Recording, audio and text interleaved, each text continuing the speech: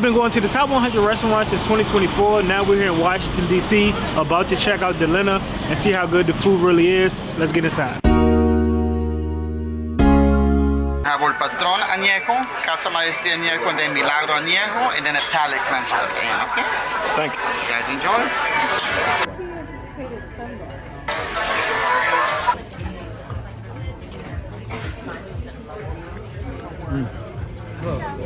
Yep.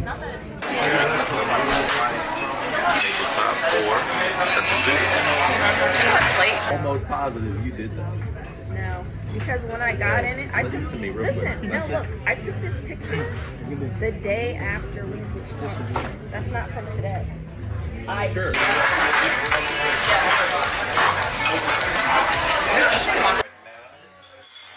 It's good, very simple. Is that just chicken? Yeah. Chicken and adobo. Double chicken and fried. Ready? I don't know what it might be. That is right.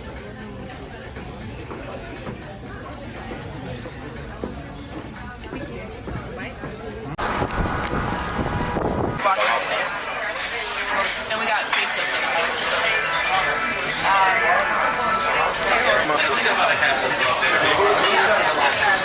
Okay, just left Delena. Show you some of the food options. The food was good. My favorite thing, the queso fundido was amazing with chorizo. If you in Washington, D.C., come stop by and check out Delena. Have is just so it's kind of like coming up to the top, and then once we put the garnishes in, what we want to do is we want to hide the straw with the garnishes. We'll put the orange slice here with the thyme and the bay leaf on the outside for the guests to see, and then just slightly inside that is where we'll put the straw, all on the same side. So you can kind of see it sticking up, but it's not an eyesore. This drink should be incredibly refreshing. It's going to be a little different coming out of a drink like this. Very light and refreshing. I like the way it smells too. The aromatics. Obviously there's dairy in it, so like that's going to be outside of us always making sure that we're, you know, checking for allergies. This is the one that's going to have pretty like if somebody's like, oh, can I just get it without the creme fraiche? It's like, it's one of those things where it's a huge component of the cocktail, so I wouldn't recommend it. I mean, cucumber juice, right, separates in the bottle. Always something we need to make sure that we're shaking up. Now this drink is meant to be super light and refreshing as well. I recommend to share all the citrus. Yeah. Now when we tasted the Chervil gin, what did you notice about it? I haven't tasted it. What's that? You tasted the Chervil gin, right? What did you notice about it? You very said fresh.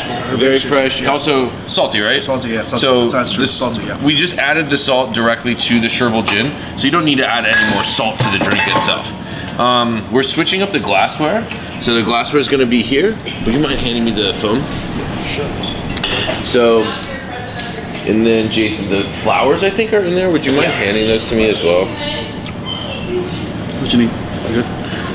So creme fraiche foam here. We'll likely do this after the drink is shaken, but I just want to show you guys here. We've just taken the tip off of this. This is going to be the smallest way because we're putting it on a spoon. When you go, squeeze the trigger very gently. And what ideally we want is to kind of just build it up a little bit. You want like a little platform. You don't want it to be a point.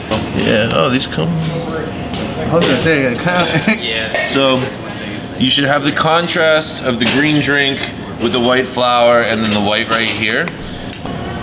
See if this Yeah, is you'll filled. build it all. And then you can just top it right on top. Yeah.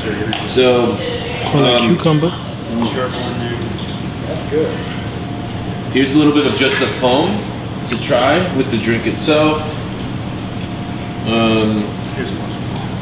We originally made this in a much larger vessel. I'm not exactly sure how much we're gonna cut down. See, most of the drinks start to increase in body, right? The first two we had are the lightest. Now we're starting to get into something that's a little bit more bold and sour. Where did that bowl of crushed ice go? Little bit of acid to help acidulate. Orange juice.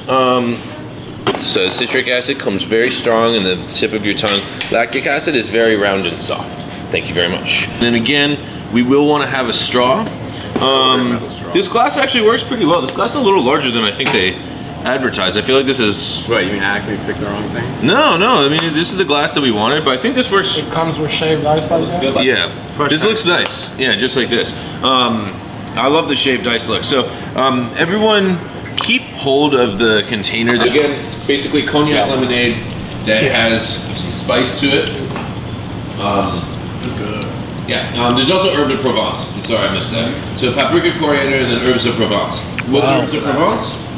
You basically thyme, oregano, and then we have lavender as well. So you can kind of get a little bit of the lavender in it. It's a background spice. You have the savory herbs, then you have the bright citrusy coriander, the slightly smoky paprika, and then obviously cognac and lemonade is like fantastic. So The giant probably so. at the bottom. So where's this color coming from? Just the wall right here. Turmeric. Yes. Turmeric, yeah. This drink will be for the mezcal dewey as well. So we can adjust the recipe up if we want. I think this is okay. Or we could just slap a big cube. When we pull big ice out of the freezer, if I were to, I'll just do it right now to show you a mistake not to make. I'll pour this cocktail on it. You're gonna hear a crack very soon. I'd Maybe assume. not because it's cold. Yeah. But when you This just is a little more tempered, but if you have the temperature differential, it'll pop. Usually you're pouring stirred drinks over big cubes. When you're stirring a drink, you're not getting it quite as cold as you are when you're shaking a cocktail. This is like almost frozen, if you will. It looks great on this glass, so we'll just use the big ice for it. Yep. So here, putting it right on top of the ice cube, so that it doesn't like fall down into the glass is kind of the ideal scenario. What is that? What is There's- that on the line? There's paprika on it as well. Okay, so again, this is your I want a spicy margarita. Smoky, spicy, a little salty. Is there any andouille? There's no pork in it, no. No actual pork, likely will be a pretty common question. Again, lime wheel with paprika on top.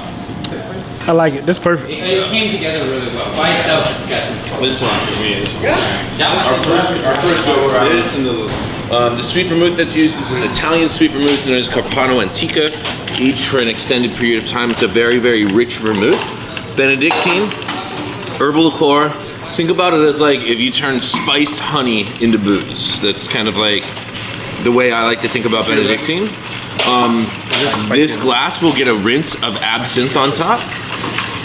When we made this prep the first time for the tasting, we used a slightly we used like homemade coconut fat, but it's not really, it's not necessary. Building, you know, they'll be getting ready and they'll have the glassware with the ice pre-built and set out. Super so it smooth. should temper while you're making it. Same kind of like flavor. This also has Velvet Falernum, which is a rum-based liqueur with a very, very light ginger and clove flavoring, and then it has a little bit of lime. We also have honey to flavor this, and then Angostura bitters to balance.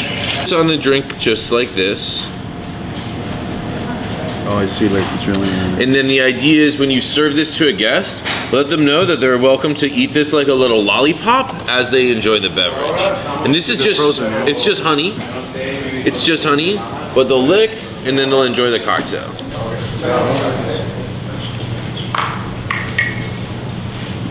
Oh yeah. Yeah. That's perfect.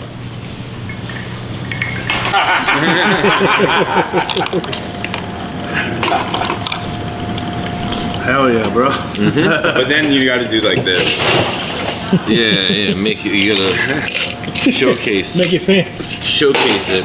Now, when we talked about a garnish for it, so the way we make the pineapple syrup is we're basically just soaking pineapples in sugar, and then we're allowing that pineapple to just like, the liquid that comes off is the pineapple syrup. So,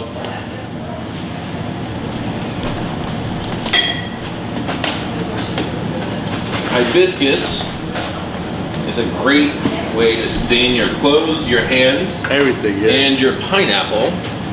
So we'll take the remaining pineapple after that, and then if we need to cut more, we can, and just pour a little bit of the hibiscus tea on, and then we can garnish the drink just like this. How far do we have to batch that before it creates the liquid?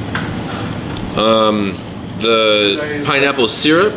Ideally, like 24 hours is fine if you leave it out at room temperature. And I think we're gonna try just dropping it quickly in a sous vide so that it will like just melt the sugar a little bit more. Like you don't want to like cook it, but like a little heat would do well. So we'll experiment with it. But we left it out for 2 days and like it came out great.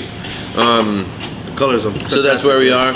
And then yeah, Jason. So like this is what the stained pineapple looks like with it. So you get kind of that nice like purple, and it's basically just the leftover garbage after you make the syrup. So That's the weirdest tasting watermelon I've ever had.